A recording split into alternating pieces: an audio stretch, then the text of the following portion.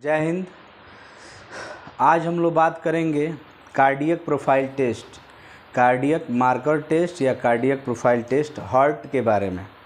ठीक है, हार्ट का कौन सा ब्लड जांच होता है और हार्ट की कौन सी बीमारी होती है, कौन कौन सी बीमारी, कुछ बीमारियों के जो मेन हैं उनके बारे में हम लोग बेसिक जानकारी लेंगे। और हार्ट का कौन सा ब्लड टेस्ट कराएं इसके बारे में हम लोग ज़्यादा फोकस करेंगे। हार्ट के तो बहुत सारे जांच होते हैं ब्लड टेस्ट के अलावा, ईसीजी, इको, एंजियोग्राफी, ठीक है, ये सब होती हैं। सीटी स्कैन, एमआरआई आप करा सकते हैं। ब्लड जांच कौन कौन से होंगे और वो क्यों ज़रूरत पड़ी हार्ट प्रोफाइल टेस्ट कराने के लिए, कार्डियक प्रोफाइल टेस्ट कराने के लिए।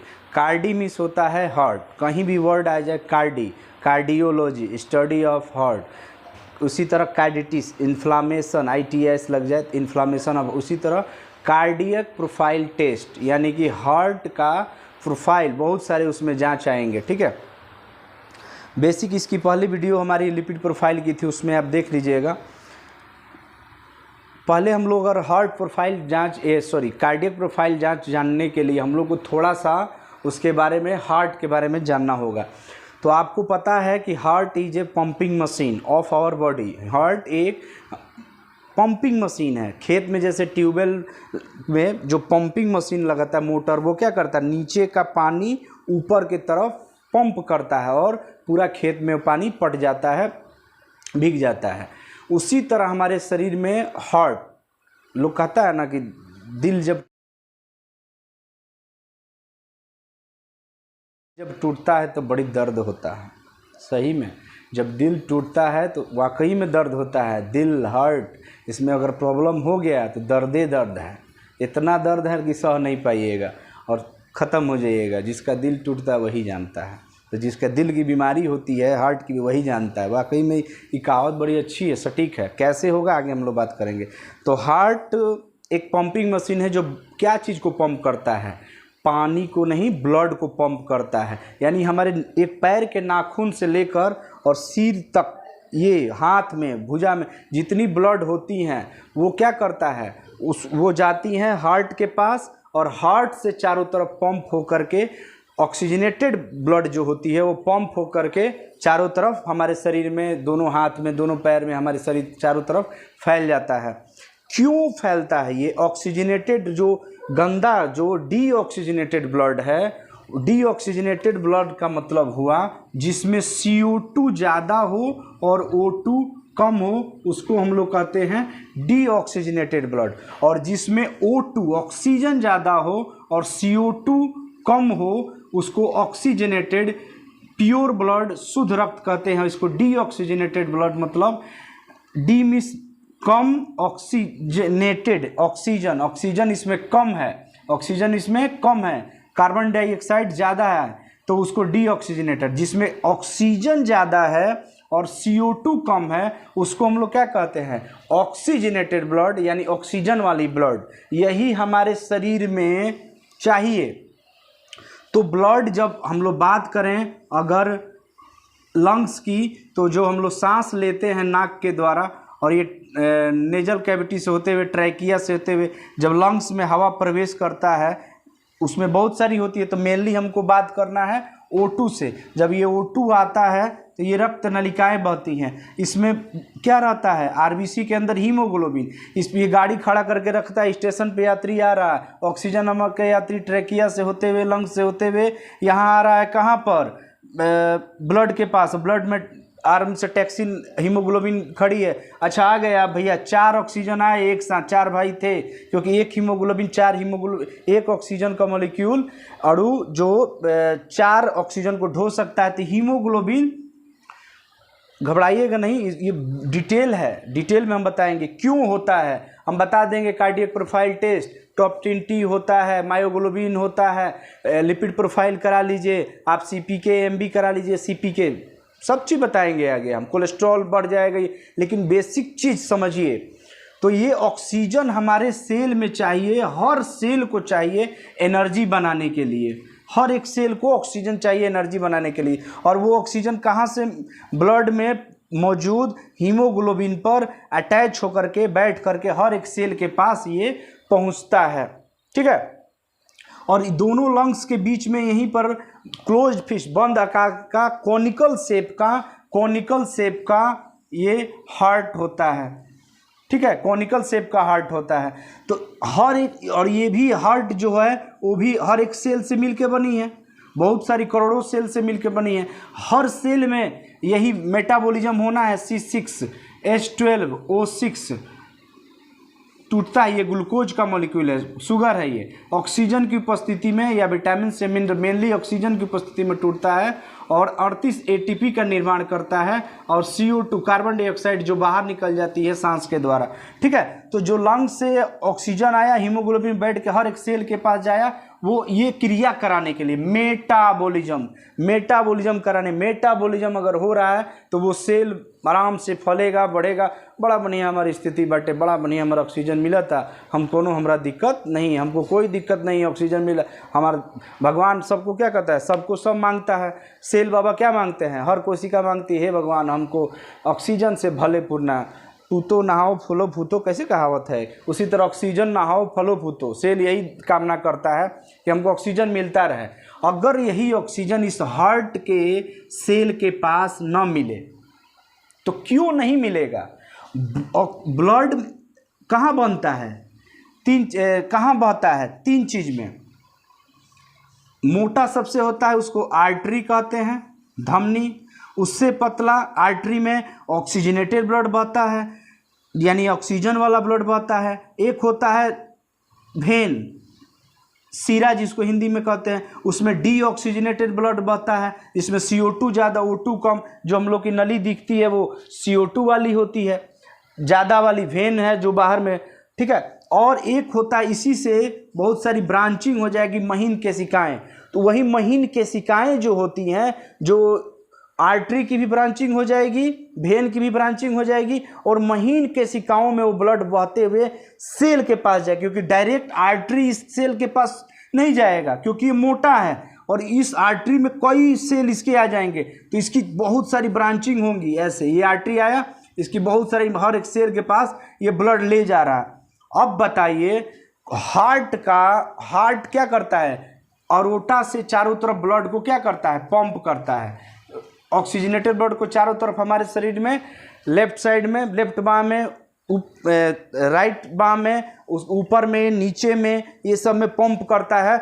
ऑक्सीजनेटेड ब्लड पंप करता है, हर एक सेल के पास वो ब्लड जाती है और वो मेटाबॉलिज्म करती है। मेटाबॉलिज्म होता है तो एनर्जी बनता है और हम लोग स्वस्थ रहते हैं। अगर यही मेटाबॉलिज्म, यही उपापचय नहीं हो, अगर नहीं होगा तो आदमी का वो अंग खत्म होने लगेगा, वो आदमी का अंग खत्म होने लगेगा। उसी तरह हार्ट का भी अपना, हार्ट का अपना आर्टरी होता है, हार्ट का अपना खुद आर्टरी होता है, कॉनिकल शेप का होता है, दोनों लंग्स के बीच में क्लोज शेप का होता है, पिंकिश कलर होता है। ये पंपिंग मशीन है, पंप करता है ब्लड को। जब हार्ट पढ़ाएंगे तो पूरा डिटेल कर देंगे। तो यहीं से इसकी जो ये अरोटा जो निकलता है, अरोटा तो चारों तरफ निकला, लेफ्ट में आ गया और राइट में आ गया, और ठीक है, ये ठीक नीचे की तरफ चला गया, भुजा के बाह में चला गया, दोनों बाह में, सिर के तरफ चला गया, ये सब। इसी जो अरोटा है, जो लेफ्ट वेंट्रिकल से निकलता है, ये हार्ट के 4 चैम्बर होते हैं ऐसे, ऊपर वाले को आर्ट्रियम, नीचे वाले को वेंट्रिकल। ऊपर वाले आर्ट्रियम को राइट आर्ट्रियम अगर राइट साइड में है, और इधर लेफ्ट आर्ट्रियम, उसी तरह राइट वेंट्रिकल और लेफ्ट वेंट्रिकल। तो लेफ्ट वेंट्रिकल में जब डीऑक्सीजनेटेड ब्लड होकर, अब ये पूरा मैकेनिज्म आप नहीं जाना है, आप इतना समझिए, इस अरोटा की जो ब्रांचिंग होती है, नीचे में 2 सेल, 2 पाइप आ जाएगा, इसी को हम लोग कहते हैं कोरोनरी आर्टरी। अरे हार्ट को ये तो चारों तरफ ब्लड पहुंचाएगा, हार्ट को भी तो अपना ब्लड चाहिए, हार्ट की भी तो सेल है, और वो सेल को क्या चाहिए? मेटाबॉलिज्म चाहिए, एनर्जी बने पर अच्छा से हम जीवित रहे। तो हार्ट की सेल को ब्लड चाहिए। क्यों चाहिए ब्लड? क्योंकि बहुत सारे हम जो खाते हैं न्यूट्रिएंट्स, वो ब्लड में ही मिक्स करके हर एक ऑर्गन, हर एक सेल के पास पहुंचती है। ऑक्सीजन जाती है उसी के द्वारा, हीमोग्लोबिन के द्वारा। तो इसको ऑक्सीजन चाहिए, इसको न्यूट्रिएंट्स चाहिए, पोषक पदार्थ चाहिए, इसको भी तो जीवित रहने के लिए। तो करोटा बाबा क्या करते हैं, खुद दूगो हम नली निकाल देते, नहीं दूगो नली निकल जाती, इसी को हम लोग कहते हैं कोरोनरी आर्टरी। अरोटा का बच्चा आर्टरी, ये सब भी क्या है, अरोटा का आर्टरी है ये सब। अब कोरोनरी आर्टरी जो है वो क्या है, हार्ट का क्या है, एक आर्टरी है। हार्ट का क्या है, ये एक आर्टरी है। इसमें क्या होता है, ब्लड बहता है और इस ब्लड में बहुत सारे न्यूट्रिएंट्स पाए जाते हैं, जो पोषक पदार्थ हमारे शरीर के लिए, जैसे मिनरल्स है, विटामिन्स है, बहुत सारे प्रोटीन है, न्यूक्लिक एसिड, बहुत सारे चीज़ें हैं जो हमारे शरीर के लिए लाभदायक होता है। ग्लूकोज है, कार्बोहाइड्रेट्स है, ये सब। और हीमोग्लोबिन, ब्लड में क्या पाया जाता है, आरबीसी। आरबीसी के अंदर क्या पाया जाता है, हीमोग्लोबिन। और यही हीमोग्लोबिन कैरी करता है ऑक्सीजन को, और यही ऑक्सीजन इसमें आता है तो हम लोग का ठीक ठाक रहता है। तो अब थोड़ा सा हम लोग अगर कोरोनरी आर्टरी को देखा जाए तो ये कोरोनरी आर्टरी जो है वो फैले कैसे रहेगी, बहुत इंपॉर्टेंट है, स्किप नहीं कीजिएगा, ध्यान समझिएगा। ये जो कोरोनरी आर्टरी है ये इधर आई रहती है राइट साइड में और लेफ्ट साइड में भी, और इसकी एक और ब्रांचेज होती है मार्जियल ब्रांचिंग जिसको कहते हैं, यानी कि नीचे आना डिसेंडिंग, ऊपर जाना असेंडिंग, आरोही क्रम अवरोही क्रम, बढ़ते हुए क्रम में और घटते। तो नीचे की तरफ जो जाएगा उसको हम लोग कहते हैं लेफ्ट डिसेंडिंग कोरोनरी आर्टरी, और इधर वाला क्या होता है, राइट कोरोनरी आर्टरी। ये चारों तरफ फैली रहती है इसकी ब्रांचिंग बहुत सारी। क्यों, क्योंकि इसी में नली ब्लड बहाना है और हमारे प्रत्येक हार्ट के सेल्स को न्यूट्रिएंट्स और ऑक्सीजन पहुंचाते रहना समय समय पर। अब बताइए ध्यान से, यही सब चीज़, यही कॉन्सेप्ट क्लियर हो जाएगा, आगे नहीं आपको बहुत ज़्यादा दिमाग लगाने की ज़रूरत नहीं पड़ेगी, यहीं पर सब समझ में आ जाएगा। अगर इसी कोरोनरी आर्टरी में कहीं पर, ये कोरोनरी आर्टरी नॉर्मली स्मूथ होता है और बहुत लचीला होता है, शुगर वाले पेशेंट में ज़्यादातर कोरोनरी आर्टरी जो होती है वो टेढ़ी मेढ़ी हो जाती है, या इसका जो ल्यूमेन है अंदर वाले एरिया को क्या कहते हैं, ल्यूमेन, LUMEN, ल्यूमेन कहते हैं। ये वाले एरिया को ल्यूमेन, खाली जो ये खोखली है ना इसको हम लोग क्या कहेंगे, ल्यूमेन। जैसे आंत है तो उसके अंदर वाले एरिया को ल्यूमेन, जो भी वेसल्स है, नलिकाएं जिसमें ब्लड बहता है उसके अंदर वाले एरिया को ल्यूमेन कहते हैं। ये ल्यूमेन क्या हो जाएगा, नैरो हो जाता है शुगर वाले पेशेंट में ज़्यादातर, या जो लिपिड बहुत ज़्यादा होता है, हाइपर लिपिडेमिया, आगे हम बताएंगे, जिसमें हाइपर मीन्स ज़्यादा, जो कोलेस्ट्रॉल बहुत ज़्यादा खाता है। तो आप एकदम नॉर्मल कॉन्सेप्ट पे बताइए, ये धीरे धीरे डिपॉजिट होने लगा कोलेस्ट्रॉल, लिपिड, आप बहुत ज़्यादा खा रहे हैं और वो डाइजेस्ट नहीं हो रहा सही तरीके से, ब्लड में ये जमते जाएंगे। इसीलिए रिपोर्ट में जब एंजियोग्राफी कराते हैं तो उसमें लिखता है 40%, 20%, 80% ब्लॉकेज। ये ब्लॉकेज, ये रुकावट आपकी किस में होती है, ये वाले वेसल्स में नहीं, ये वाले वेसल हो सकती है, वो अलग मैटर है। हार्ट की बात करें, कोरोनरी आर्टरी में वो ब्लॉकेज होती है, और वो ब्लॉकेज जो होती है वो प्लग से होती है। प्लग किस चीज़ का बना रहता है, एक सिक्का, जैसे सिक्का, बहुत सारा सिक्का, ये नली है, इसमें मिट्टी डालते जाते पूरा भर जाएगा कि नहीं, उसी तरह ये डिपोजिशन के आधार पर 40%, 80%, अगर पूरा कंप्लीट है तो 100% ब्लॉकेज, यानी कि पूरा आपकी नलिकाएं जो आर्टरी है चारों तरफ ब्लॉक हो चुकी है, पूरा फैट से जम चुका है, या टेढ़ा मेढ़ा बहुत ऐसी संरचना जेनेटिकल डिसऑर्डर की वजह से हो सकता है, या कार्बोहाइड्रेट डायबिटीज वाले पेशेंट में, मधुमेह वाले पेशेंट में, उनकी जो कोरोनरी आर्टरी बहुत नैरो हो जाएंगी, चिपक जाएंगी आपस में, तो क्या वो ब्लड, ये जब ब्लॉकेज हो जाएगा, ये ब्लड क्या सही तरीक़ा से, मान लीजिए सपोज कीजिए यहाँ पर एक सेल है, सपोज कीजिए यहाँ पर एक सेल है और ये सब में ब्लॉकेज धीरे धीरे होते, इन सेल के पास ब्लड पहुँचेगा क्या, नहीं। जब ब्लड सही से नहीं पहुँचेगा, या कम पहुँचेगा, या थोड़ा सा कम पहुँचेगा, पूरी तरह से ब्लॉक हो जाएगा, तो क्या न्यूट्रिएंट्स उसको मिलेगा क्या, नहीं मिलेगा। जब उसको न्यूट्रिएंट्स नहीं मिलेगा तो सेल के पास ऑक्सीजन भी नहीं आएगी, तो क्या वो सेल डाई करेगा कि नहीं करेगा, मरेगा कि नहीं मरेगा, बिल्कुल मरेगा। और वो धीरे धीरे धीरे ये जो नीचे वाला एरिया है, खास करके वेंट्रिकल, ये मोटा वाला एरिया, यही सिकुड़ता है और पंप करता है। ये कम सिकुड़ता है, ना के बराबर ये, क्योंकि इसमें ब्लड, ऊपर वाला जो चैम्बर होता है हार्ट का वो रिसीविंग चैम्बर होता है, और ये नीचे वाला एक्चुअल में पंपिंग चैम्बर होता है, राइट वेंट्रिकल और लेफ्ट वेंट्रिकल। ये दोनों, खास करके लेफ्ट वेंट्रिकल में जो इसकी मसल्स वाल होती है बहुत ज़्यादा, इस मसल्स वाल को हम लोग कहते हैं मायोकार्डियम, बीच वाली लेयर। हार्ट की अगर लेयर की बात करें हम लोग तो 3 लेयर होती हैं, पेरिकार्डियम, मायोकार्डियम बहुत मोटा लेयर, और अंदर में जो महीन लेयर लाइनिंग होती है उसको इंडोकार्डियम, इंडो अंदर, इन करो अंदर, कोई कहता है इन करो, मायो मध्य, मायो मिडिल, मायो कार्डियम, सब में कार्डियम आ रहा है ना, और पेरी मीन्स चारों तरफ, अराउंड दिस कार्डियम। तो ये जो मायोकार्डियम है मस्कुलर होती है, और इसमें कॉन्टेक्टाइल सेल्स होती हैं जो, जिसमें स्पेशल प्रकार की क्षमता होती है सिकुड़ने और रिलैक्सेशन होने की, फैलने की नहीं, रिलैक्सेशन होने की। रिलैक्स होगा फिर सिकुड़ेगा, फिर पंप, यही क्या हो रहा है, पंप करेगा, और पंप कर करके ब्लड चारों तरफ बहा देगा। तो इसी मायोकार्डियल में जब ये जो सेल्स होती हैं, मायोकार्डियल बहुत मोटी लेयर होती है, बहुत सारी सेल्स से बनी रहती है, और इन्हीं सेल्स के पास जब ब्लड सही से नहीं जाएगा, ऑक्सीजन सही से नहीं जाएगा, न्यूट्रिएंट सही से नहीं जाएगा, तो क्या ये डैमेज होगा कि नहीं होगा, बिल्कुल होगा। और इसी सब से कोरोनरी आर्टरी में ब्लॉकेज हो जाए, इसकी वेंट्रिकल्स जो हार्ट की वाल होती है वो उसमें प्रॉब्लम होने लगे, वो टूटने लगे, वो खराब होने लगे, उसी से आपको heart blockage, myocardial infarction, infarction में टूटना, भंग हो जाना, भंग होना, टूटना, बिखरना, इन्फ्रैक्शन हो जाए, एमआई जिसको शॉर्ट में कहते हैं, हार्ट की बीमारी होती है, कार्डियक अरेस्ट हो जाता है, धीरे धीरे धीरे इसेमिक हार्ट डिजीज जो साइलेंट होता है, धीरे धीरे ब्लॉकेज बढ़ते जाएगा, और आपके हार्ट की जो कोरोनरी आर्टरी ब्लॉकेज होती जाएंगी, और एक दिन आपको दर्द होगा, सदमा होगा, शॉक होगा, ख़त्म कहानी। तो जो चीज़ ब्लॉकेज कर रहा है कार्बोहाइड्रेट्स, उस चीज़ को कम खाइए, फैट उस चीज़ को कम कीजिए, ठीक है। तो अब हम लोग बात करते हैं, समझ में आ गया?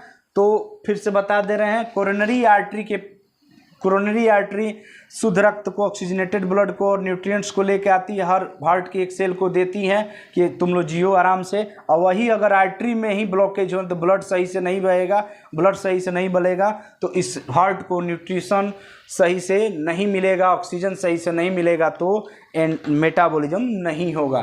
तो बहुत सारी, अगर छोटा बच्चा में ये उम्र के हिसाब से ज़्यादा 40-30 का, अब तो किसी में भी हो सकता है, अगर जेनेटिकल डिसऑर्डर है, माता पिता का है, जेनेटिक से भी होता है, तो वो तो प्रॉब्लम अलग हो, बच्चा में हो जाए, किसी में होल हो गया, छेद हो गया बचपन से ही, या उसकी नस टेढ़ी है, कोरोनरी आर्टरी या रोटा में कोई प्रॉब्लम है, वाल्व में कोई प्रॉब्लम है, वो तो अलग चीज़ है। लेकिन जनरली अगर एक मोटा मोटी बात करें हम लोग, तो मायोकार्डियल इन्फ्रैक्शन, कार्डियक अरेस्ट, उसके बाद ischaemic heart disease, cardiac failure, angina pectoris, ये सब जो दर्द होने लगे अचानक, पल्मोनरी थक्का बन जाए कोरोनरी आर्टरी में कहीं, अगर ये होता है। एक चीज़ और यहीं पर बता देते हैं, ये जो ब्लड बह रही है इसमें बहुत सारा बटम नुमासन कोलेस्ट्रॉल, लिपिड जमा होने लगा, एलडीएल ये टाइप का, और वो क्या होता है, जब पूरा ब्लॉकेज और इस पर प्रेशर बनता है तो ये क्या हो जाता है, बस्ट कर जाता है, बस्ट कर जाए, फट जाएगा,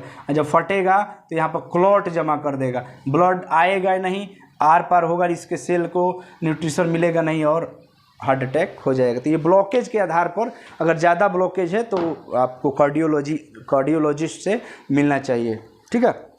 अब हम लोग बात करेंगे डिजीज के बारे में, कुछ बेसिक जो डिजीज हैं उसके बारे में हम लोग बात कर लेते हैं, ठीक है। तो अब हम लोग बात करेंगे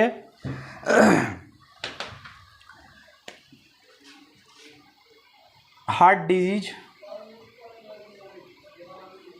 दिल की बीमारी, बड़ी खतरनाक बीमारी है। दिल दिया है जान भी देंगे ऐ वतन तेरे लिए। हार्ट तो आज तक किसी ने दिया नहीं है, दिल कहाँ से देंगे। ठीक है, इसमें पहला अगर बहुत ज़्यादा अभी सर्वे हुआ है उसमें हुआ है ischaemic heart disease, ischaemic heart disease IHD short में भी लिख देते हैं डॉक्टर साहब, कार्डियोलॉजिस्ट साहब सिम्टम में और डायग्नोसिस में। और IHD इसमें क्या होता है, इसमें इसको हम लोग एक तरह से साइलेंट हार्ट अटैक होता है, ये साइलेंट हार्ट अटैक, पता नहीं चलेगा, ख़त्म हो जाएगा कहानी। इसमें हम बताए थे जो कोरोनरी जो ब्लड सप्लाई होती है वो एडुक्वेट हो जाती है, इनएडुक्वेट का मतलब कम होना, लो हो जाती है, अपर्याप्त, बेटर वर्ड है, अपर्याप्त हो जाती है। Coronary blood supply inadequate to demand of cell, जो सेल को डिमांड जो चाहिए वो क्या हो गई, लो हो गई, कम हो गई, तो क्या होगा, ये जो हम बताए थे कि ये हार्ट है और यहाँ पर ये जो ब्रांचिंग है कोरोनरी आर्टरी की, इसमें क्या हो जाएगा, जो कोरोनरी ब्लड सप्लाई है वो कम हो जाएगी। क्यों होगी, ड्यू टू, कारण क्या है इसका, अगर कोई पूछे कि रीजन क्यों है, क्यों हो रहा है भाई, ये तो नहीं होना चाहिए नॉर्मल आदमी में, जी हो रहा है, इसकी एक बीमारी है, पिछली वीडियो में एथेरोस्क्लेरोसिस, बहुत सारा कारण है, एथेरोस्क्लेरोसिस, ATHERSCLEROSIS, एथेरोस्क्लेरोसिस मिस क्या होता है, एथ्रमिस होता है इसमें माड़ वर्ड से बना है, एथेरोस्क्लेरोसिस बता देते हैं।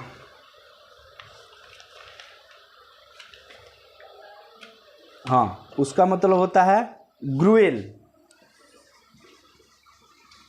मिस होता है, माड़ खाए ना, माड़ भात, ठीक है वो, या हलवा, और स्क्लेरोसिस मिस होता है हार्डन। तो ये माड़ जो ग्रुएल बन रहा है वो किसकी वजह से बन रहा है, नली में, कोरोनरी आर्टरी के, जो ये कोरोनरी आर्टरी है और यहाँ पर एथेरोस्क्लेरोसिस होने लगे, यानी कि जो कोलेस्ट्रॉल है, जो बैड कोलेस्ट्रॉल, खास करके LDL, वो सब क्या होने, यहाँ पर डिपोजिट होने लगेंगे और वो माड़ बनने लगेगा, ब्लड की जो चारों तरफ हर नलिकाएं में माड़ ये बनने लगेगा, तो उसी को क्या कहेंगे, एथेरोस्क्लेरोसिस हो गया। और उसी से क्या हो जाएगा, इस्केमिक हार्ट डिजीज का प्रॉब्लम हो जाएगा, और धीरे धीरे पता भी नहीं चलेगा आपको, एक के बीमार दी चक्का जाम, कहानी खत्म। जा जितना बचले रह पैसा सब यही से खा पियो मस्त रहो, ठीक बा। दूसरा डिजीज का नाम लिखिए, दूसरा डिजीज का, दूसरा मायोकार्डियल इन्फ्रैक्शन, जिसको शॉर्ट में MI कहते हैं।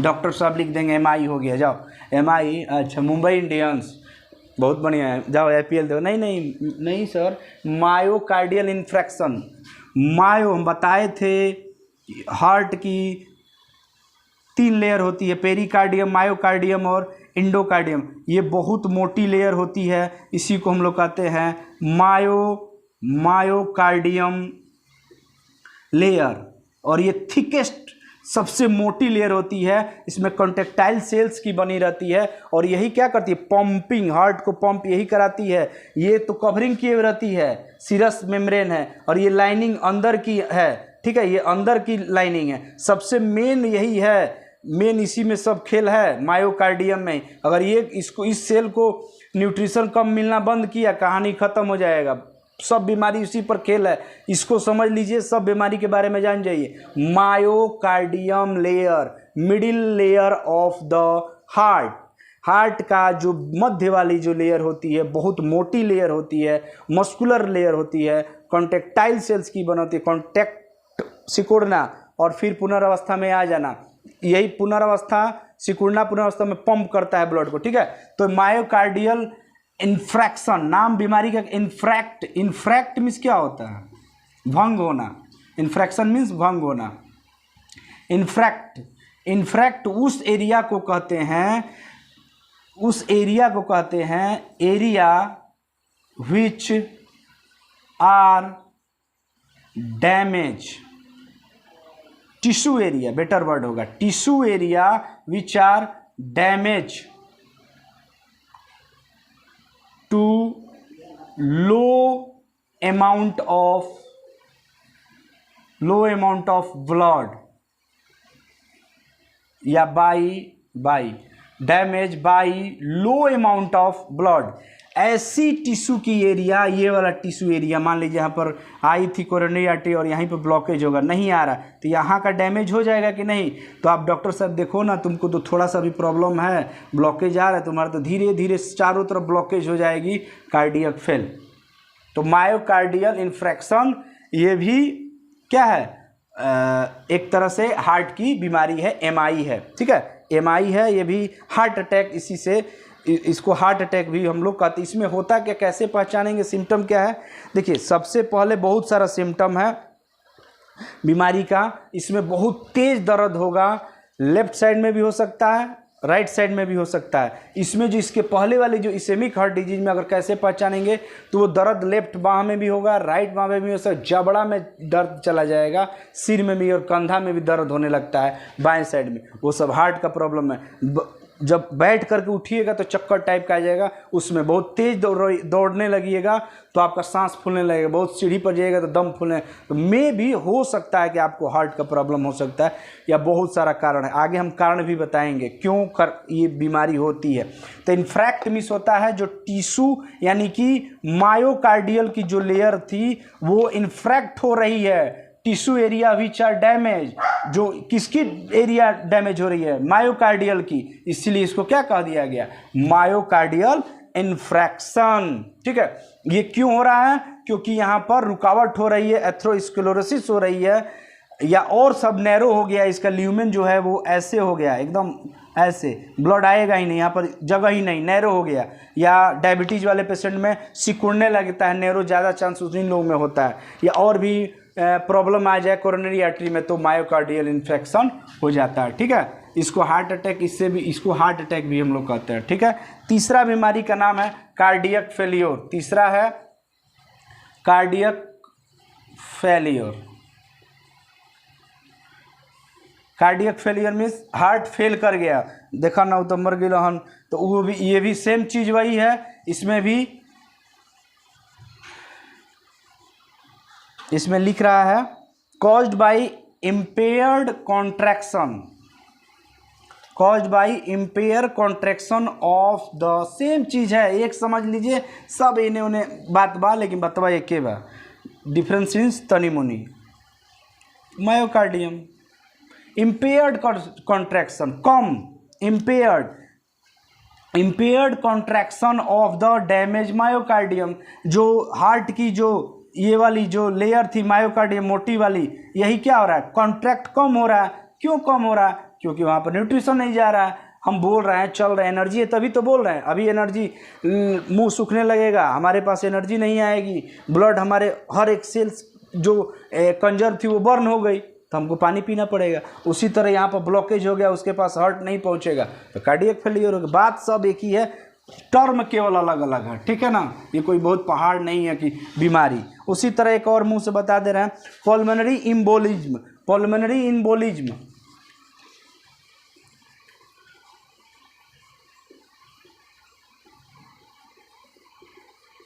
इम्बोलिज्म जहाँ है, क्लॉट की बात हो रही है, क्लॉटिंग,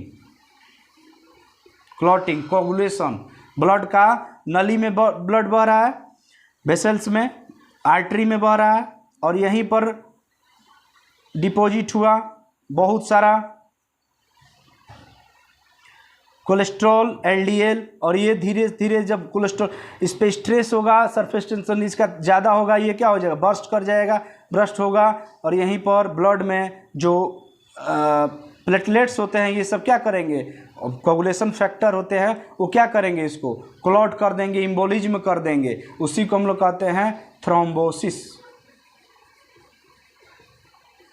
थ्रोम्बोज मीन्स क्या होता है, क्लॉट होना, सिसमिस होना, ठीक है। थ्रोम्बोसिस हो गया, वेसल्स में थ्रोम्बोसिस का मतलब ब्रेन में थ्रोम्बोसिस हो जाए, कहीं और बॉडी के वेसल्स में, वेन में या आर्टरी में थ्रोम्बोसिस हो जाए, इसका क्लॉटिंग होना, ठीक है।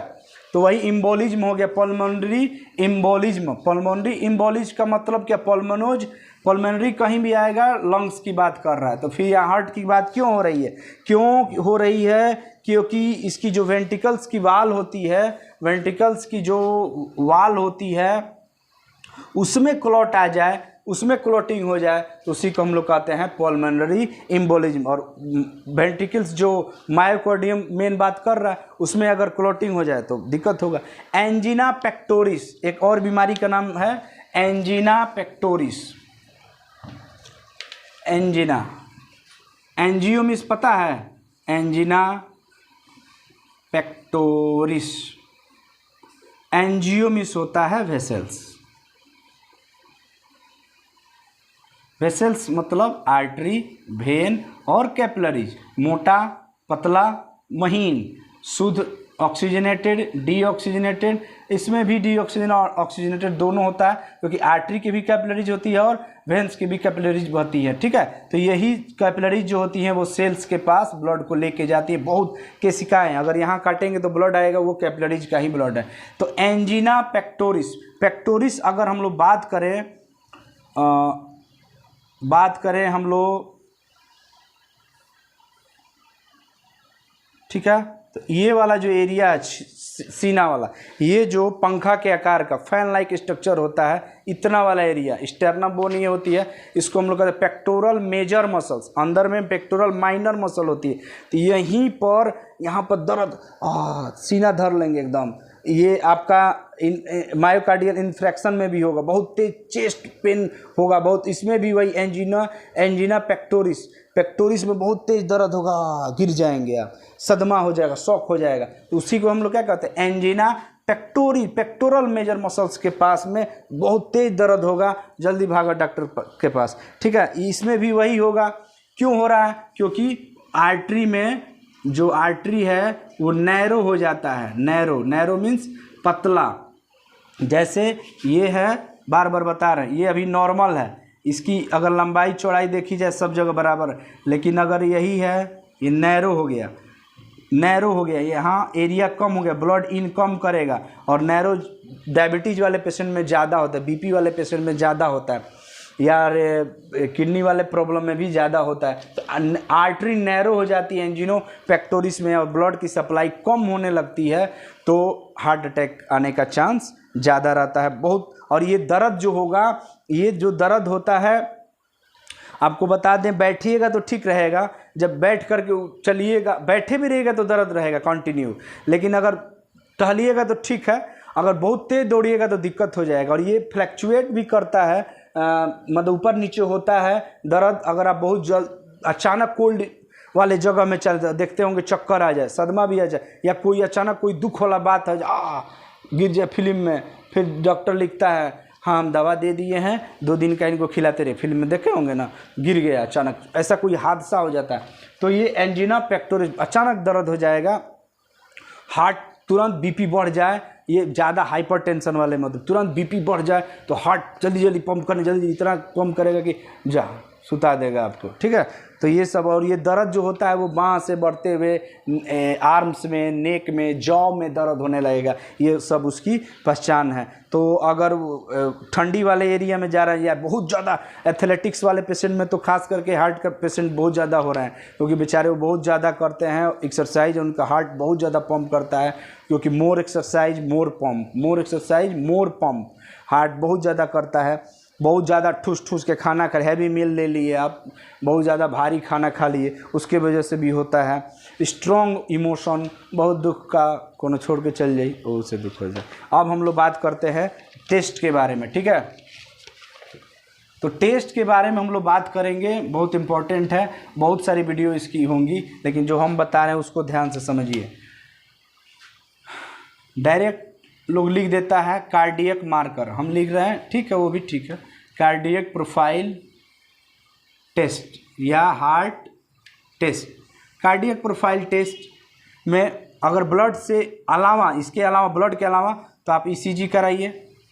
दूसरा, आप ईसीजी का फुल फॉर्म इलेक्ट्रो कार्डियो, आया ना, कार्डियो, कार्डियो मीन्स हार्ट, ग्राम, एक जिग जैग STPQ ऐसे आता है, देखे होंगे फिल्म में, और बढ़ जाए, एस बढ़ जाए, क्यू बढ़ जाए, पी बढ़ जाए, ऐसे बढ़ जाता है, तो ईसीजी रे बढ़ जाता है ऊपर नीचे, नोड उसके देख करके हम लोग रिपोर्टिंग करते हैं। तो फर्स्ट अगर इसमें प्रॉब्लम आता है तो हार्ट में प्रॉब्लम हो सकता है।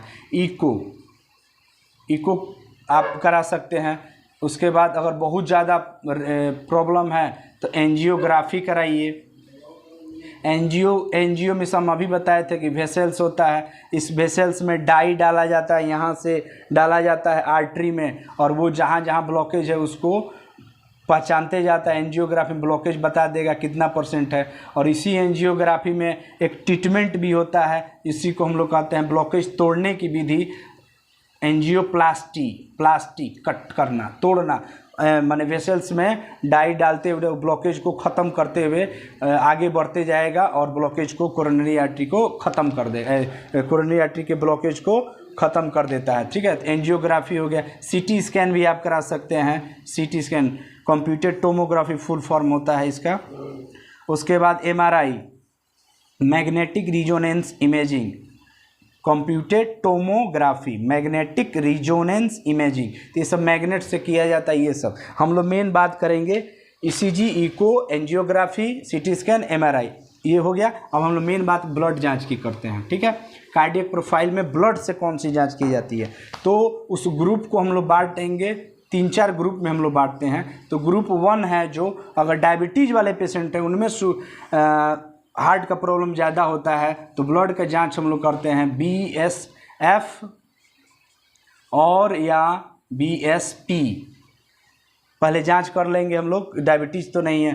ब्लड शुगर फास्टिंग, खाली पेट जांच करते हैं हम लोग, कुछ नहीं खाना रहता है, एक चीनी का चाय भी नहीं पीना है, खाली पेट पीना है।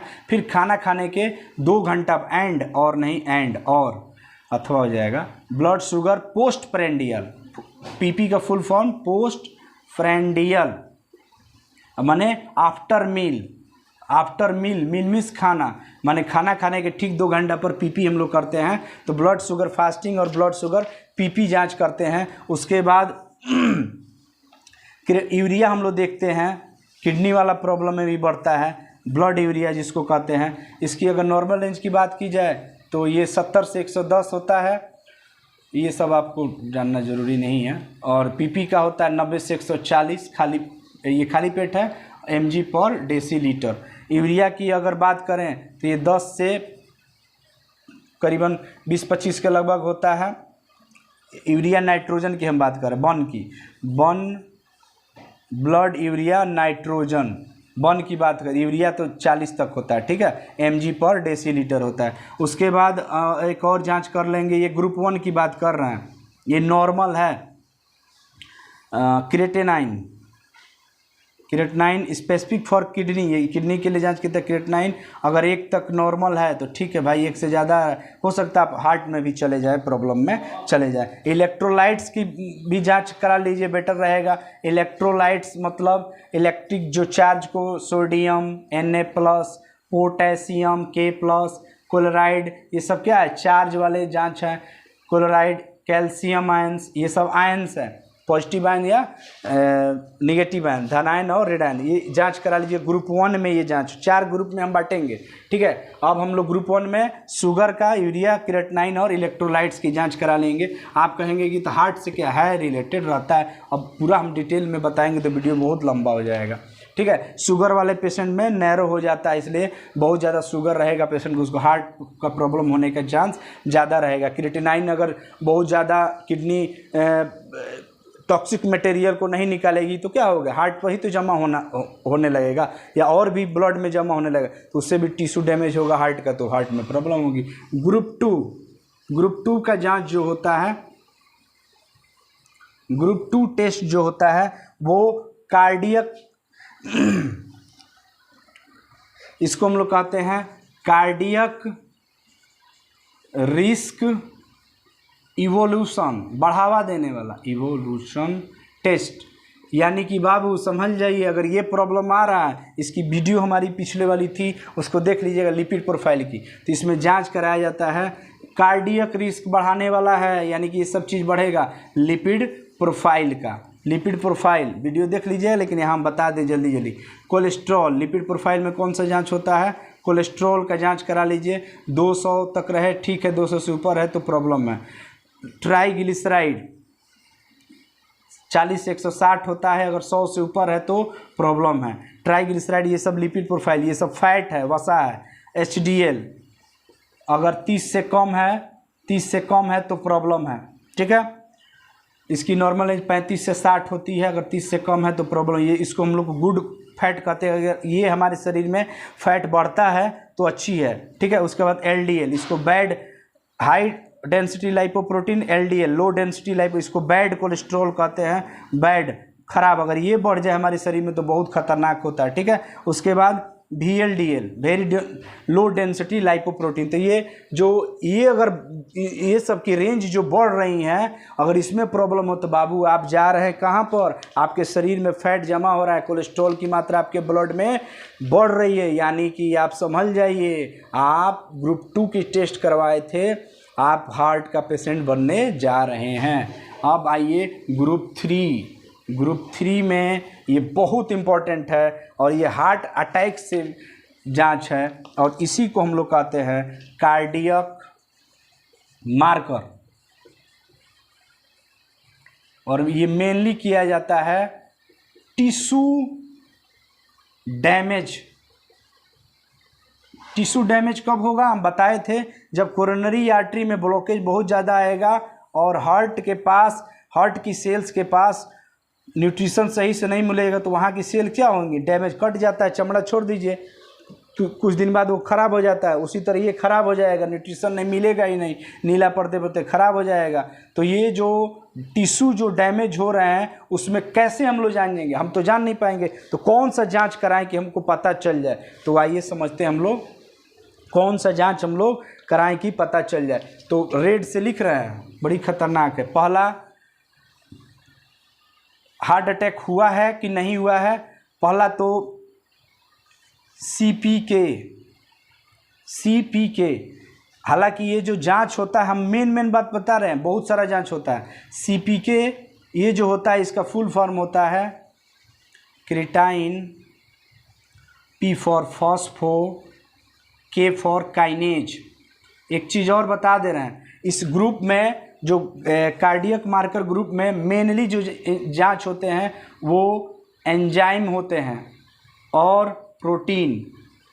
ये प्रोटीन और एंजाइम जो हमारे शरीर में पाए जाते हैं, उसी एंजाइम और प्रोटीन की जांच से हम लोग पता लगा लेते हैं कि हार्ट में प्रॉब्लम है कि नहीं है। तो ये बताइए, कॉमन सेंस की बात बताइए, जो चीज़ जहाँ पर पाई जाती है अगर उसका हम लोग जान गए कि ये चीज़, जैसे SGPT है वो लीवर के लिए स्पेसिफिक है, लीवर का एंजाइम है।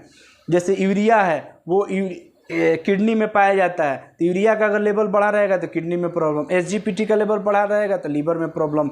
उसी तरह CPK जो एंजाइम या प्रोटीन बढ़ा रहा है। तो एक बात बता देते हैं, हमको एंजाइम की एक पहचान बताते हैं, शायद आप लोगों को पता भी होगा। लास्ट में AESE लगा, एज लगा रहता है। जैसे देखिए यहाँ पर एज लगा है, ये एंजाइम है, बस पकड़ लीजिएगा, क्रिएटाइन फॉस्फोकाइनेज, ठीक है। ये CPK का जो CPK होता है ये ब्रेन में भी पाया जाता है, स्केलेटल मसल्स में, जो मसल्स जो मांसपेशियाँ हड्डियों के साथ जुड़ी हैं उसमें भी ये बनता है, और हार्ट में भी बनता है। तो आप बताइए हार्ट के लिए स्पेसिफिक है? नहीं है। मतलब सेम अगर जांच करके हम बता दें कि हार्ट का ये बीमारी है, डॉक्टर साहब दवा लिख दें, नहीं होगा, क्योंकि ये ब्रेन का भी प्रॉब्लम हो सकता है, या कहीं पर स्केलेटल मसल्स में, स्केलेटल मसल्स की जो टिश्यू है वो कहीं डैमेज हो गई हो तो भी ये CPK बढ़ सकता है। तो फिर कैसे हम लोग जानेंगे? तो इसी का बेटा होता है, बबुआ होता है, इसको हम लोग कहते हैं एंजाइम का बबुआ, आइसो एंजाइम। एंजाइम होता है जिसको हम लोग कहते हैं CPKBB, एक होता है CPKMB और एक होता है CPKMM। क्रिएटाइन फास्फोकाइनेज ये जो होता है ये ब्रेन में पाया जाता है। ये जो स्पेसिफिक, अगर इसका जांच आप कराए और ये बढ़ के आ रहा है तो ब्रेन का प्रॉब्लम है। क्रिएटाइन phosphokinase myoglobin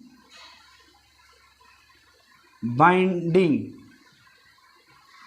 क्रिएटाइन phosphokinase myoglobin MB, ये स्पेसिफिक होता है हार्ट के लिए। तो स्पेसिफिक जांच कराइए आप CPKMB। और ये MM जो होता है वो स्केलेटल मसल्स का प्रॉब्लम, अगर ये बढ़ के आ रहा है तो आपके हड्डी वाली जितनी मसल्स हैं उसमें आपको प्रॉब्लम, उसका डैमेज हो गया है, चोट लगेगी, चाहे और बहुत सारा कारण है। तो मेनली आपको ध्यान देना है किस पे, CPKMB पर ध्यान देना है, CPKMB, ठीक है। तो ये सेंसिटिव तो है, सेंसिटिव जांच है, लेकिन ये स्पेसिफिक नहीं है। क्यों नहीं स्पेसिफिक है? क्योंकि ये ब्रेन में भी पाया जा रहा है, स्केलेटल मसल्स में भी पाया, हार्ट में भी पाया, लेकिन स्पेसिफिक क्या है, CPK, इसी का बेटा जो है CPKMB है वो स्पेसिफिक है हार्ट के जांच के लिए, ठीक है।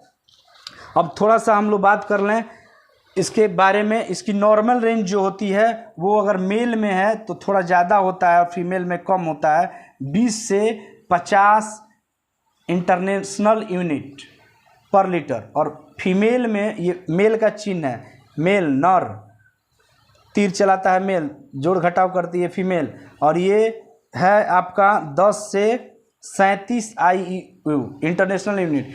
अगर इससे ज़्यादा आ जाए, ये आ जाए 70, तो बाबू हो सकता है कि आपका हार्ट में, ब्रेन में या स्केलेटल मसल्स में प्रॉब्लम आ जाए, ठीक है। इसकी अगर हम लोग ग्राफ की बात करें कि कब घटता है कब बढ़ता है, तो उसको हम लोग देख लेते हैं यहाँ पर, ठीक है। ये बढ़ता है अगर जैसे आपका हार्ट अटैक आया, सीना में दर्द हुआ, या और भी हार्ट में सांस लेने में प्रॉब्लम, बैठ रहे हैं तो प्रॉब्लम, उठ रहे हैं तो प्रॉब्लम, दौड़ रहे हैं तो प्रॉब्लम, तो आपको लग रहा है कि हमको लग रहा है कि हार्ट में प्रॉब्लम है, तो ये जो अगर इसकी लेवल की जब जांच कराने जाते हैं तो ये 6 घंटा में ये बढ़ना शुरू हो जाता है। इंक्रीजेज इन 6 आवर, 6 आवर में ये बढ़ने लगता है और ये 24 घंटा तक अपने पिक पर रहता है। यानी कि अगर ग्राफ की बात करें तो ऐसे ये इनिशियल पॉइंट है, ये शुरू हुआ 6 घंटा शुरू हुआ और पिक कहाँ हुआ, ये 0 था और यहाँ पर ये शुरू हुआ। यानी कि जब ब्लड हम लोग जांच करेंगे तो 6 घंटा के अंदर हम लोग जांच कर लें, 2 घंटा 3 घंटा अगर अभी दर्द हुआ और 2 घंटा 3 घंटा पर इसकी जांच करेंगे तो ये रिपोर्टिंग नहीं है, कम से कम 5-6 घंटा बाद ब्लड लेना पड़ेगा। तो क्या करना पड़ेगा ये, और ये पिक होगा कब, 24 घंटा, यानी कि 24 घंटा में अपने पिक पर जाएगा, एकदम बहुत बढ़ के रीडिंग आएगा, उस समय जांच होगा।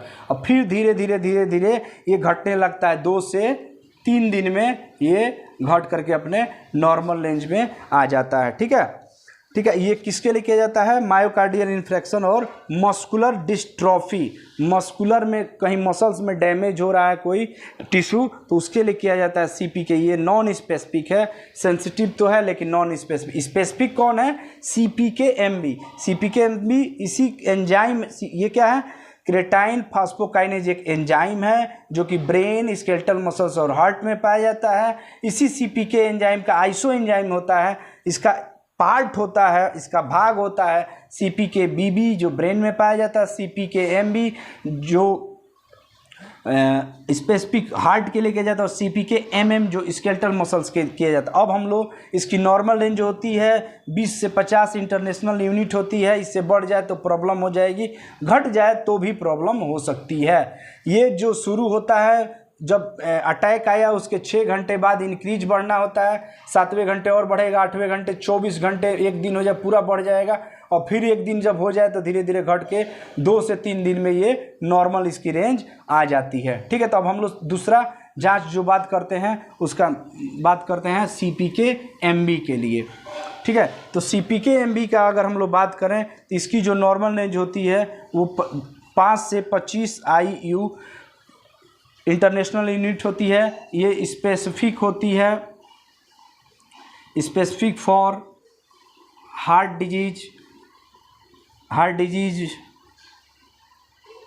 जैसे MI मायोकार्डियल इन्फ्रेक्शन, बहुत सारी प्रॉब्लम है उसमें, ठीक है। इसकी अगर हम लोग बात करें तो ये घटता है बढ़ता है कैसे, अगर एक ग्राफ खींच लें और ये दिन बना लें और ये इन्फ्रेक्शन एरिया बना लें, ठीक है, या पिक आवर बना लें, तो ये जो भी सैंपल है इसकी जो आपको बताया कि 8 से 10 घंटा जब अटैक आए उसके 8 से 10 घंटा के अंदर ब्लड ले लेना है, ठीक है। और ये जो इंक्रीज करेगा वो इंक्रीज करता है 4 से 6 घंटा पर ये शुरू हो जाता है, यानी 4 से 6 घंटा के अंदर अगर ब्लड आपको ले लें तो उसकी रिपोर्टिंग आ सकती है 4 घंटा पर। और ये पिक होता है, माने सबसे ज़्यादा एरिया 12 से 24 घंटा बढ़ते जाएगा, धीरे धीरे 4 घंटा पे शुरू होगा इसका ब्लड आने, उसके पहले अगर लेते हैं तो भी आ सकता है, कम रीडिंग आएगा।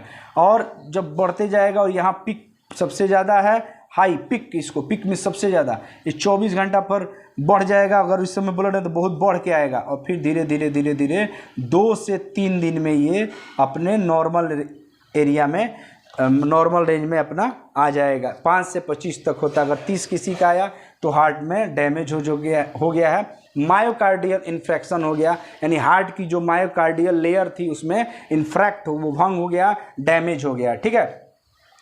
तो ये थी CPK। अब तीसरा जो जांच होता है उसको हम लोग बात करेंगे, हालांकि ये लीवर का जांच है लेकिन उसको हम लोग यहीं पर देख लेते हैं। SGOT, इसका फुल फॉर्म होता है सीरम ग्लूटामिक या ग्लूटामाइल ऑक्जेलिक ट्रांसिमिनेज, आया ना एज लास्ट में, एज ये भी एंजाइम है, ये क्या भी, ये एंजाइम है। और ये मेनली कहाँ पर पाया जाता है, लीवर में, लीवर और हार्ट में भी ये सहायता करता है जांच करने में। तो लीवर में मेनली ये लीवर का जांच है, ठीक है। लीवर फंक्शन टेस्ट में SGPTH, इसका एक और नाम है AST, एस्पार्टेट ट्रांसमिनेज, AST कहा जाता है, ठीक है, AST इसका दूसरा नाम है, ठीक है।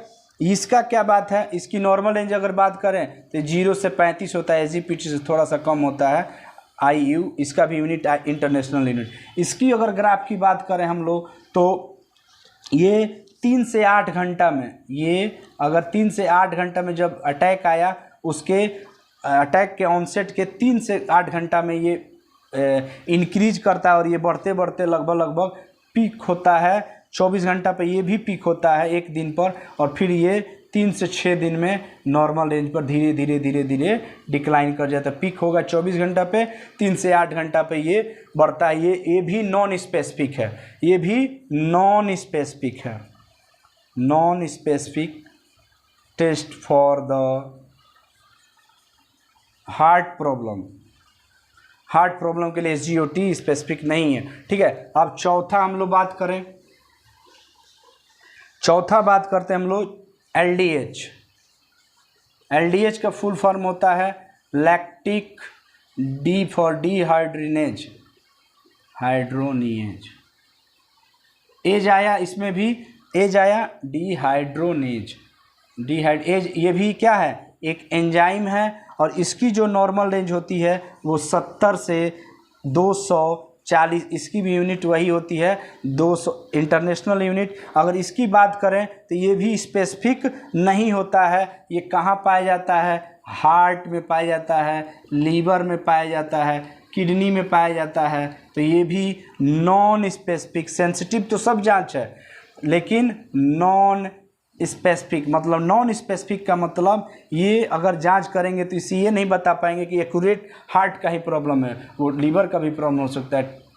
और भी लीवर के, ये सब क्या है, टिश्यू डैमेज जांच है, यानी कि हार्ट का टिश्यू डैमेज हो उसमें भी बढ़ के आएगा, लीवर का हो जाए उसमें भी बढ़ सकता है, किडनी का हो जाए। तो फिर जांच क्यों कर रहे हैं, आपका जो सिम्टम फिजिकली दिखा उसमें अगर ये बढ़ के आ रहा है तो में भी बबुआ तार डैमेज होता है, ठीक बा। तो ये चीज़ है। अगर इसको हम लोग बात करें बढ़ने और घटने की, तो ये 6, जब ये अटैक आता है उससे 6 से 12 घंटे पर ये बढ़ जाता है और ये पिक होता है 48 घंटा पर। इसके पहले सब था, यानी इसकी कलेक्शन 6 घंटा के अंदर में कर लेनी चाहिए ब्लड का कलेक्शन, और ये बहुत दिन तक रहता है। धीरे धीरे ये डाउन होता है 12 से 16 दिन तक, 12 से 16 दिन तक ये धीरे धीरे डाउन होता है। 48 घंटा 2 दिन पर ये अपने पिक पर जाता है, ठीक है। इसकी नॉर्मल रेंज 70 से 240 होती है। इसमें अगर स्पेसिफिक की बात की जाए, LDH में अगर स्पेसिफिक की बात की जाए तो होता है इसका 5 प्रकार: LDH1, LDH2, LDH3, LDH4, LDH5। LDH1 जो होती है वो 4 हाइड्रोजन का बना हुआ LDH होता है। LDH1 इसका प्रकार है, 5 प्रकार का। ये स्पेसिफिक है। ये कहाँ पर पाया जाता है? हार्ट में। अगर ये LDH1 की जांच करके रिपोर्ट में आ रहा है तो वो स्पेसिफिक, इसकी अगर ब्लड की रीडिंग आ रही है तो वो हार्ट का प्रॉब्लम है। बाद बाकी जो LDH2 है वो RBC में पाया जाता है। LDH3 है वो आपका ब्रेन और किडनी में पाया जाता है। LDH4 जो लीवर, स्कल, ये सब है बातें, ठीक है। तो ये सब LDH1 स्पेसिफिक है हार्ट के प्रॉब्लम के। अब हम लोग बात कर रहे हैं ये सब एंजाइम्स की बात हुई। अब हम लोग बात करते हैं प्रोटीन्स की। बताए थे ना इस कार्डियक मार्कर में प्रोटीन की भी बात होगी। तो प्रोटीन में पहला है बहुत इंपॉर्टेंट, और ये हम जानबूझ के नहीं बताए, 5वां troponin T and troponin I, ठीक है। ये जो दोनों होते हैं, हालांकि ट्रोपोनिन जो होता है वो क्या है? एक तरह से प्रोटीन है। क्या है? प्रोटीन है। और ये 3 प्रकार का होता है, 3 प्रकार का: ट्रोपोनिन टी, ट्रोपोनिन आई और ट्रोपोनिन सी। जो सी होता है वो कैल्शियम बाइंडिंग, ब्लड में कैल्शियम को बांधने में, कैल्शियम को ट्रांसपोर्ट करने में मदद करता है। और जो टी होता है ट्रोपो, इसका फुल फॉर्म होता है ट्रोपोमाइसिन। ये माइसिन जो होता है मसल्स में पाया जाता है। और ये होता है एलिमेंट। अगर बात करें हम लोग एलिमेंट, और ये इनहिबिटरी एलिमेंट, ये दोनों स्पेसिफिक है। स्पेसिफिक है किसमें? ये हार्ट में पाया जाएगा। यानी कि बहुत कान खोल के सुन लीजिए। लेकिन इसका ये है कि आपको जब हार्ट अटैक आए तो उसके 8 से 12 घंटा के अंदर, मोटा मोटी 8 से 10 घंटा के अंदर में ब्लड सैंपल कलेक्शन, ब्लड दे देना होगा। किसी दर्द हुआ, अगर 12 घंटा बाद, 15 घंटे या 1 दिन बाद आप जाते हैं, 2 दिन बाद, 3 दिन, तो रिपोर्टिंग में भी फॉल्स पॉजिटिव भी आ सकता है। यानी 8 से 10 घंटा बाद पेशेंट की सैंपलिंग ले लेनी चाहिए। मोटा मोटी 12 घंटा 13 घंटा चलता है, ठीक है, ठीक है। तो ये ट्रोपोनिन टी, एक ये जांच बहुत सिंपल है, कोई भी कर लेता है। 200-300 का इसका किट आता है। इसमें होल ब्लड ड्रॉपिंग करते हैं। 2 लाइनिंग आती है, एक टी और एक आई की। अगर दोनों लाइनिंग आ जाए, टी वाली आ जाए, कंट्रोल की होती है। अगर टी आ जाए तो ये 100% है कि आपको अटैक आ चुका है, अब आप एडमिट हो जाइए, ठीक है। तो ये जांच पहले किया जाता है, लेकिन इसका डीमेरिट है कि आपको 8 से 10 घंटा के अंदर ही ये जाँच करनी होती है, ठीक है। सैम्पलिंग इसकी अगर बात की जाए, इसकी अगर ब्लड में 2 घंटा 3 घंटा पर किया जाए तो कम से कम 3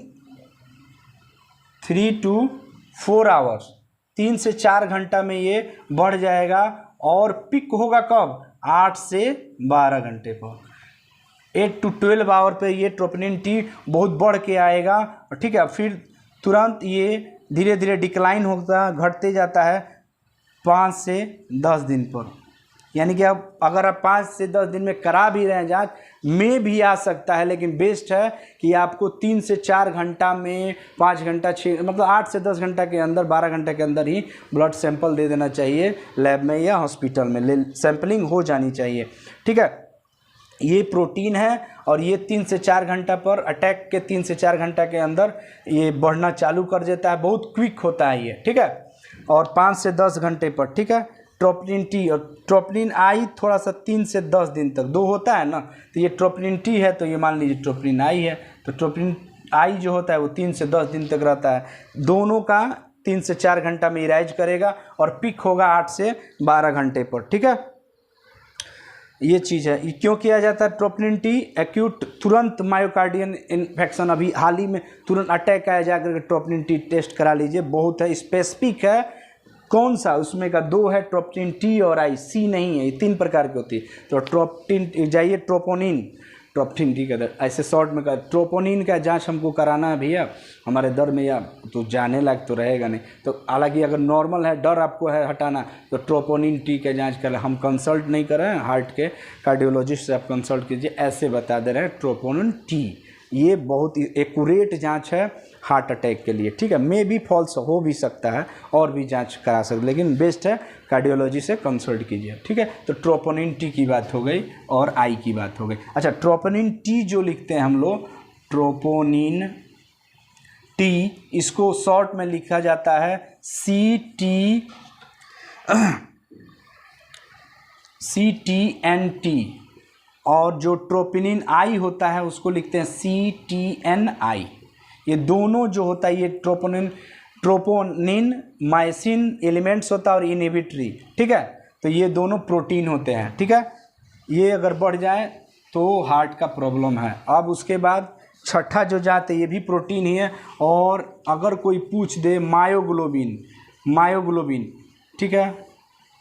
अच्छा, एक चीज़ और है, ट्रोपोनिन टी का नॉर्मल रेंज नहीं बताया।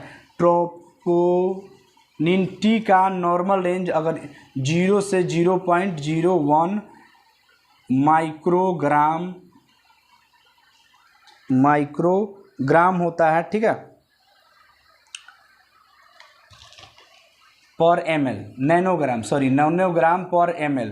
और आई का नॉर्मल रेंज होता है 0.04 से नैनोग्राम पर ml। अब आप कहिएगा ये जो किट करें, तो ये क्वालिटेटिव टेस्ट है, पॉजिटिव नेगेटिव बताता है। अगर आपको इलेक्ट्रोफोरेसिस से और भी जो हाई लेवल का जांच करेंगे उसमें नॉर्मल रेंज बताएगा। अगर इससे ज़्यादा ये आ रहा है तो आप में प्रॉब्लम है, आ जाए वो 0.02 तो आपका ब्लॉकेज बहुत ज़्यादा है, आपको हार्ट में प्रॉब्लम है, ठीक है। आपकी जो टिश्यू है वो डैमेज हो रहा है, ठीक है। उसके बाद हम लोग बात करते हैं लास्ट, मायोग्लोबिन। बहुत सारी जांच होती है, लेकिन ये भी एक क्या है, उधर एंजाइम थे 3, और ये सब क्या है, प्रोटीन है। ग्लोबिन क्या होता है, प्रोटीन होता है। मायोग्लोबिन क्या है देखिए, ये जो था ना कार्डियक मार्कर टेस्ट में, ये मायोग्लोबिन उससे अलग है। ये ग्रुप 4 का जांच है, ठीक है, ये ग्रुप 4 का जांच है, ठीक है। मायोग्लोबिन इसकी जो नॉर्मल रेंज होती है वो 12 से 78 या 76 नैनोग्राम पर ml होती है, नैनोग्राम पर ml होती है, ठीक है, इसकी नॉर्मल रेंज। ये क्या होती है, प्रोटीन होती है। क्या होती है, प्रोटीन। जैसे हीमोग्लोबिन क्या होती है, हमारे आरबीसी में पाया जाता है और ब्लड में पाई जाती है, और ऑक्सीजन को बाइंडिंग करके हर एक सेल से पास पहुंचाती है, ऑक्सीजन को ढोने वाला। उसी तरह ये भी क्या है, ऑक्सीजन बाइंडिंग प्रोटीन है। इसके बाद पहले वाली सब थी एंजाइम, ऑक्सीजन बाइंडिंग प्रोटीन। और ये कहाँ पर पाई जाती है, फाउंड इन स्ट्रेटेड मसल्स में पाई जाएंगी, स्ट्रेट सीधी, यानी खास करके स्केलेटल एंड हार्ट के और स्केलेटल्स मसल्स में ये पाई जाती हैं। कौन सी, मायोग्लोबिन। और ये ऑक्सीजन को सेल तक, यानी हार्ट के सेल तक ऑक्सीजन को ढो करके हीमोग्लोबिन के जगह पर हीमोग्लोबिन ले जाता है। स्पेशली मायोग्लोबिन मायोकार्डियल लेयर को पहुंचाती है और उस न्यूट्रिशन ऑक्सीजन को कैरी करने में मदद करती है। ये ऑक्सीजन अगर बताए अभी अगर नहीं पहुंचे सेल के, मेटाबॉलिज्म नहीं होता, एनर्जी नहीं मिलेगा उस कोशिका को, उस ऑर्गन को, ठीक है। तो ये मायोग्लोबिन अगर बात कर लें तो ये बहुत, अगर हार्ट अटैक आया उसके 30 मिनट 30 मिनट, आधा घंटा से 1 घंटा के अंदर इसका ब्लड का कलेक्शन हो जाना चाहिए, तुरंत ये ब्लड में आ जाता है। अगर हार्ट का हार्ट अटैक हुआ और वो, हालांकि ये स्पेसिफिक नहीं है क्योंकि स्केलेटल और हार्ट दोनों में पाया जा रहा है, लेकिन मे भी स्केलेटल डिस्ट्रॉफी हो गया कहीं पर, और भी मसल्स में डैमेज हो गया, एक्सीडेंट हो गया, चाहे कोई भी कारण हो, या हार्ट में प्रॉब्लम हो जाता है, मे भी ये आधा घंटा के अंदर ये जांच हो जाएगा और ये ब्लड में आ जाएगा। और सब इसके पहले जितनी भी थे 3 घंटा 4 घंटा 5 घंटा बाद आ रहा था, इंक्रीज कर रहा था, ये क्या होगा आधा घंटा यानी 30 मिनट टू 1 आवर तक ये बढ़ेगा, और ये 8 घंटे तक हाई होगा, 8 से फिर धीरे धीरे घटते घटते 1 दिन तक ये रहेगा। अगर 1 दिन बाद मायोग्लोबिन का जांच कराना चाहें आप हार्ट अटैक के बाद, तो ये बढ़ के नहीं आएगा ब्लड में, आप इसको डिटेक्ट नहीं कर पाएंगे। अगर इसकी जो मायोकार्डियल अगर 90 से ज़्यादा आ रहा है 3 घंटा के अंदर, और जब चेस्ट में दर्द हुआ और आप तुरंत ब्लड ले जाकर आपका लिया गया और जांच किया गया, अगर वो 90 नैनोग्राम पर ml से ज़्यादा आ रहा है, तो आपको मायोकार्डियल इन्फ्रैक्शन, कहीं पर इन्फ्रैक्ट हो गया है, कहीं पर ब्लॉकेज था हार्ट की आपकी मसल्स, वो आपको प्रॉब्लम कर सकती है। ठीक है, तो आज के लिए इतना ही है, इतना ही था। बहुत बहुत धन्यवाद, शुक्रिया, थैंक यू।